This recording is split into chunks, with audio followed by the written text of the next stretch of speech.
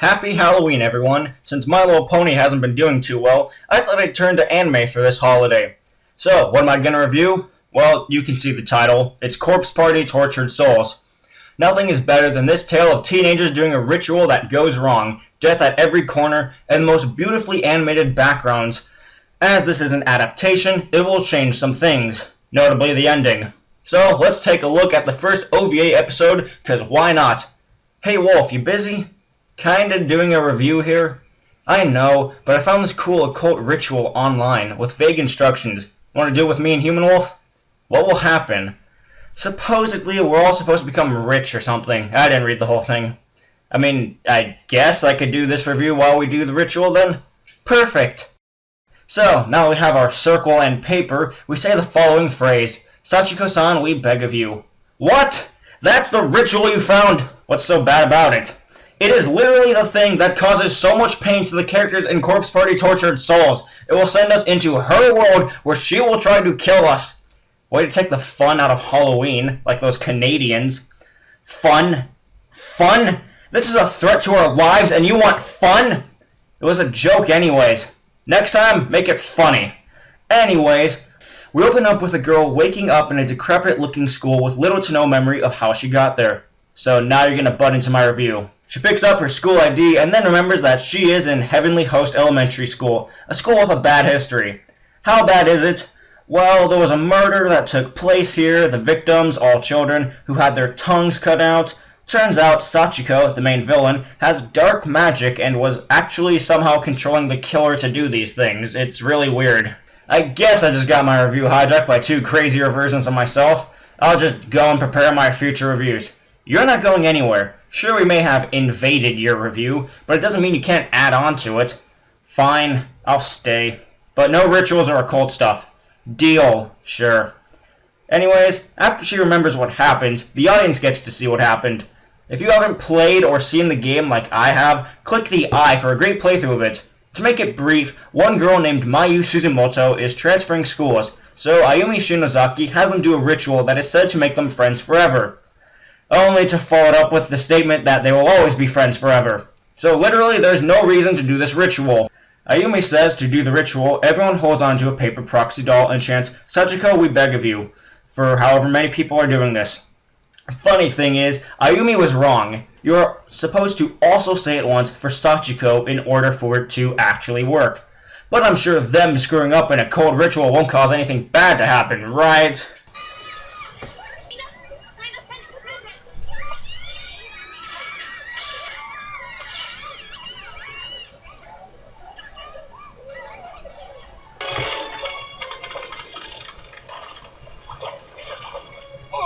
This ground is cursed!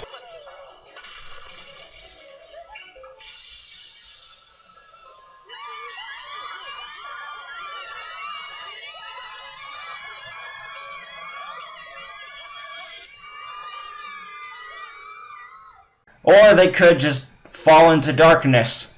Now that they're all stranded in groups in Heavenly Host Elementary School, we see Naomi's story first. She was stuck here with Seiko, her best friend, but in one game is revealed to have romantic feelings towards her. Don't get too attached to her, though. As for these two, we see that they wander around the school for a short while. I love when characters walk around and hardly do anything. Thankfully that gets fixed when the two decide to sleep in the infirmary bed together and promise to never leave the other alone.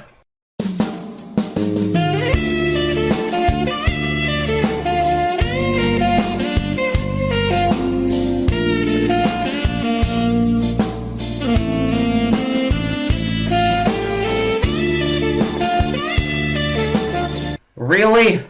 The second game pretty much said that Seiko has romantic feelings for her, so yes. But Seiko also has to use the bathroom, immediately breaking the promise that they just made seconds ago. During the bathroom break, the darkness comes to pin Naomi down while a voice starts to talk and seemingly examine her like a nurse would. Naomi breaks free and tries to break out, but the door is sealed tight with hair. Hair! Hey, hair is very strong, especially in bulk. So, how does she get out? Does she grab a pair of scissors or some other sharp object? Nope, she just rips the hair out while this shadowy figure creeps along towards her. Heck, she doesn't even try to juke it like you would need to in the game. She succeeds and escapes and collapses on the ground after that near-death experience. Too bad the darkness isn't done with her, as it proceeds to choke her some more or something. I don't know. She vomits and Seiko finds her. However, now that she's infected with the darkness, she becomes angry with Seiko for leaving her and yells at her. Seiko runs away crying and then thinks that that wasn't her friend Naomi. I mean, she only looks, sounds, and has the same memories as Naomi, but there is no way that is her. Naomi regrets yelling at Seiko and decides to look for her, while Seiko hears what she thinks is Naomi's voice, so she follows it to the bathroom. Naomi catches up and finds Seiko just hanging around in one of those stalls. That's a horrible joke. It was a life! Jokes aside, Naomi tries to save her. Her first instinct is to pull her down. Yes, pull the person who is hanging from a noose downwards. That won't cause her to choke faster. Then she tries to take the rope off, but it's been cutting into Seiko's skin this time that it is just as painful as being pulled down. Naomi tries to lift her, but doesn't have the strength for it and grabs a bucket. However, she is too late to even use the bucket, and she weeps before Seiko's hanging corpse. Episode 1 ends with Naomi saying that they were just laughing and talking moments before, as we see Sachiko take pleasure in her suffering. Second episode begins with random killings. It just feels so out of nowhere. We only know of our main characters being in here, and to see these random students from a different school not only be killed by ghosts, but also by each other is just out of place. Maybe it's to show how many victims this curse has taken. After all, this episode gives the reason as to why the curse is popular. Thank you, Miss Seinoki Naho. Sorry if I mispronounced that. But before we get to her, we need to see what happened to Satoshi and his younger sister Yuka. He's standing around reading about the gruesome murders while his elementary school sister is standing next to him as he reads aloud. Brother of the year here, folks. Listen to this. The victims had their tongues cut out with the same pair of scissors while they were bound. Should you really be reading that aloud? The killer said to have no remorse for his actions. One child was scarred for life as she saw her fellow students be killed off one by one. And you're not listening to me. The siblings later find Morishige, a fellow classmate, taking photos of a corpse. He says that it's best they split up to find their classmates and to meet up at the school entrance if they do find people. The siblings agree and Yuka continues to hold in her pee. While lost, Sachiko tells them to follow her so she could help them escape. Since they have no other good alternatives, they follow her and she takes them to a bridge that connects the school to some other building. Yuka can't hold it in any longer, and Satoshi tells her to do it near the forest, but she gets spooked by a ghost. Following up with his first best brother decision, he goes back into the building and leaves her alone with the girl they just met. Yuka runs to the other building, and Sachiko knocks Satoshi out. Let's see what is happening with our other victims, characters. Miss Yui and Mayu are barely characters, so let's give them some focus. Okay, well, maybe Miss Yui will be alright.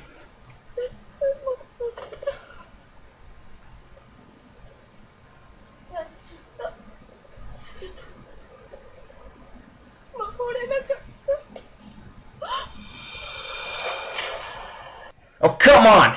At least Morishige is alright. I mean, he's only looking at pictures of corpses to make himself feel better, but then get a call from Mayu's ghost to tell him not to look at her body, which drives him insane. He chases to kill Yuka to reunite her with Satoshi since he believes he is dead. Yuka is able to flee him, however, and comes across some guy who is only important for a couple of scenes, so I won't name drop him. Turns out he too is looking for a sibling and decides to look for his sister with Yuka. Morishige catches up, however, and...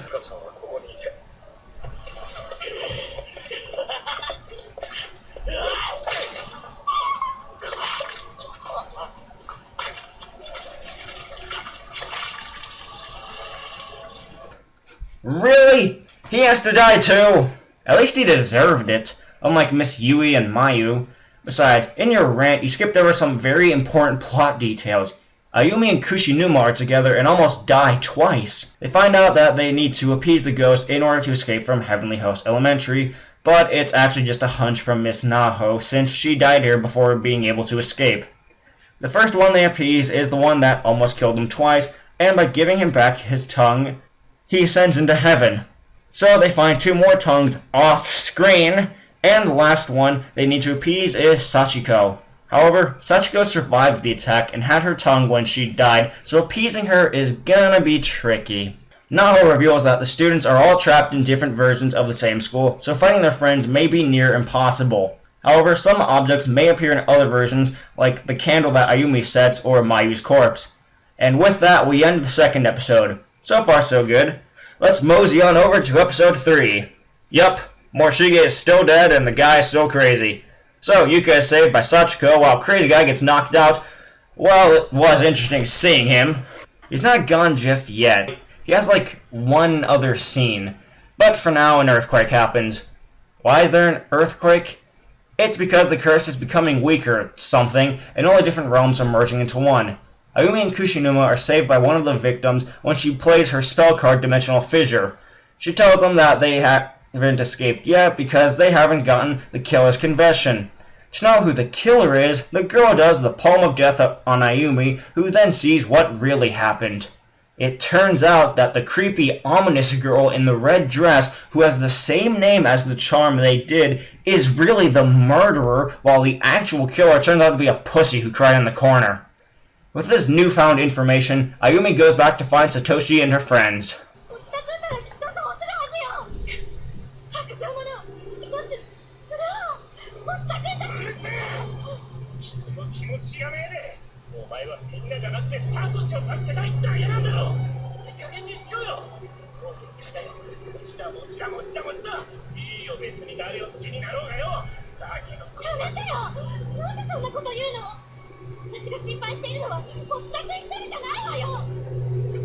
That is a fair point. She does say Satoshi's name first every time. In one of the games, it is revealed that she does have feelings for him, while Kushinuma has feelings for Ayumi. It is hard for a person to go on and hold their feelings to someone despite their interest loving or seemingly loving someone else. But Ayumi has to go back into the school to find her friends. And, conveniently, Satoshi finds Naomi, who is crying about how she's been all alone all this time. Yeah, it's selfish, but it is a realistic thought. Oh, and during the whole Sachiko is evil thing, Yuka has been hiding with her the entire time. Yep, nothing bad could go wrong there. Just that Yuka gets separated from her, comes across the crazy Imoto guy, but he's only half of the man he once was. And then we get the best scene ever. Yuka finally pees. Yes, we've been waiting since episode 2, and we finally get to see the end result of it. Oh, and he stabs Yuka in the eye, then gets hit over the head by Kushinuma, who gets stabbed through a door in his organs, and Yuka died in Satoshi's arm that night. Not as good as the payoff to seeing Yuka finally pee, but whatever. Episode 4. Time to see where this OVA fell down from being good to normal to being hated by people. It opens up with a random person being killed. Oh, but this time there is a VHS tape filter over it, making the scene completely genius. Ayumi tells them what they need to do, so they attempt to get the confession from Sachiko. But a lot of other stuff happens in between. Satoshi and Naomi wander around and find the nurse's diary, though Naomi should be very suspicious of the infirmary, since last time she almost died in there. There's also a small scene of Naomi taking something from a corpse, presumably a charm piece. Ayumi remembered that she's a main character and confronts Naho. Just like in the game, she goes crazy when confronted, but Ayumi just shows that Naho was the one who killed her beloved. Saying that she killed the one she loved, she vomits out the darkness and is swallowed up by it, and ends up in hell. Satoshi and Naomi read the nurse's journal to find out that Sachiko has been killing people for her mother. There's a pointless scene of Ayumi following the zombie puppet that Sachiko uses, and Ayumi getting found out by somebody. Satoshi and Naomi do some more wandering and come across the principal's office and discover he is superstitious. Oh, and he killed Sachiko before killing the other children and buried her somewhere. This episode is really slow up until the ending. But we got to get back to Ayumi because after getting discovered, she obviously is underground and alone. Great continuity!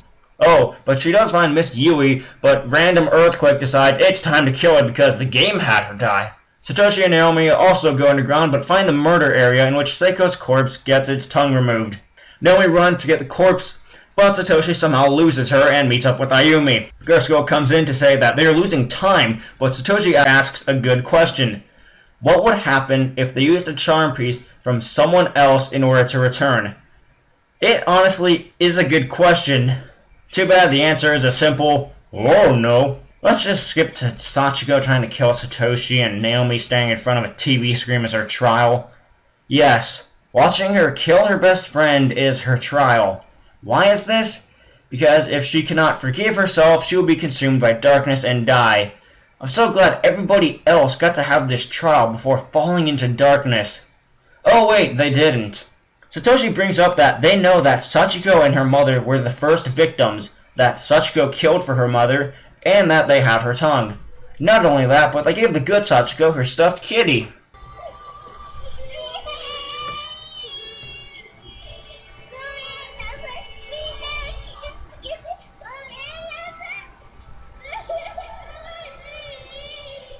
You can't be serious. The murderous little girl is reduced to a sad little girl who then fuses with herself and is swallowed up by light, presumably ascending into heaven. No, she does not deserve to be sent to heaven, even if she was innocent when she died. She, with the help of Naho, trapped and killed random school students to appease her dead mother. She tricked Satoshi and Yuka and led to Yuka's death, and she was joyous about it. Hell, she tricked the principal's son into killing more innocent students. But now that Sachiko is gone, the whole dimension is falling apart because Ghost Girl wastes their time by saying they are running out of time. Now then, it's time for the most confusing and probably hated part of this entire OVA. They're about to do the charm to get out, but Satoshi calls Naomi out for using a piece different from her own. So Satoshi gives Naomi his piece and uses what he says is Yuka's piece. The two girls return with a helping hand from Satoshi. There is actually a post-credits scene which is very interesting as well. We see Naomi's mother calling a psychiatrist and explaining that Naomi may be crazy. Why is this? Because Naomi brings up Seiko and her mother tells her that she doesn't exist. In the Corpse Party lore, anyone who dies in Heavenly Host Elementary is actually forgotten and basically erased from history, except for the ones that survive and remember them. It's a nice scene because we see that there isn't a true happy ending. People were lost and forgotten by everyone else, and the survivors would come off as crazy since it's nobody else who knows about the charm. They just went missing for a day or so. So, with the plot gone and our characters barely having any character, let's give our thoughts. First, the animation and backgrounds. Like most things that come out of Japan, it's fantastic. Japanese horror in itself is much more different from Western horror because it doesn't use a lot of jump scares, but rather makes the area around it scary. And you can easily see the background being so unsettling. You go from a bright, normal high school to a dilapidated, blood-stained elementary school. The air is also very dirty, and the blacker air can help conceal the entity of darkness. The ghosts are outlined with purple haze, but it can still be hard to find them. Speaking of the ghosts, they weren't used that well in this. Sure, the game used them like small obstacles, but the OVA could have added some character to them besides the "I want my tongue back." Heck, some of them were appeased off-screen. Guess they needed to save that animation for the final episode when Naomi stands and wanders around. My thoughts on Sachiko were already stated, while the other characters were just okay. They didn't get much or any development as time went on, but their reactions were great. They felt human. When Naomi was crying, it was selfish, but it was realistic. She had lost her best friend after promising to one another to never leave the other alone. She was on the verge of darkness, and when Satoshi comes to find her, the first thing she thinks of is why didn't he find her sooner? The only other thing about our characters is the way they died.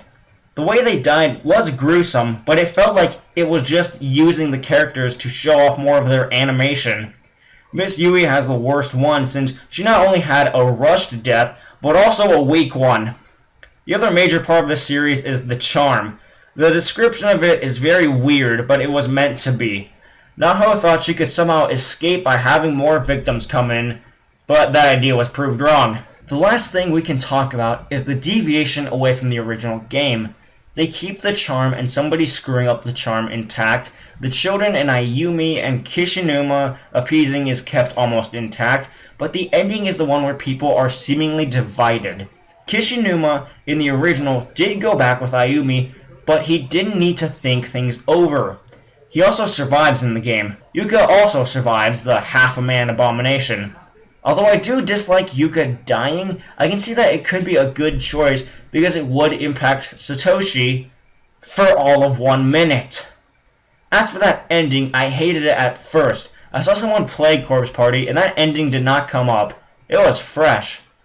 But it was kind of dumb because Satoshi dies for no reason other than to die. Satoshi's death didn't even affect Naomi. Naomi was more worried about Seiko than Satoshi. Getting back on topic of the ending, it seemed that the writers and staff wanted to not only make a twist ending for the casual viewers who know nothing about Corpse Party, but also throw off the fans and players of Corpse Party. It is an interesting twist, but I don't fully hate it anymore like I did when I first watched this. That's not all there is to it, though. We know that Naomi was given Satoshi's piece in order to escape, but why would Yuka's piece not work for Satoshi? After all, she was with their group. I actually have two possible explanations for this. Also, I have not read any other explanations for this, so it might be similar to those. The first one being that the pieces can only work if the person is living. I believe this is a possibility because Naomi is using somebody else's piece who was in their group and alive, while Yuka is dead and her piece was being used. What's the second explanation? In the frame before we see the ending, we see the crazy Emoto guy's wallet and ID fall to the ground. With this, it could mean that Satoshi accidentally grabbed his piece instead of Yuka's at some point. Though his statement of him holding onto Yuka's piece the whole time could disprove this, but it does give reason as to why they would animate the wallet of the crazy guy falling to the ground. Overall, this is a 7 out of 10. It had great animation and gore, but kind of focused on the gore at times rather than the characters or story. The ending isn't perfect, but it wasn't all that bad either. The voicing is great, but Sachiko being forgiven was all around bad. Hope you all have a happy Halloween.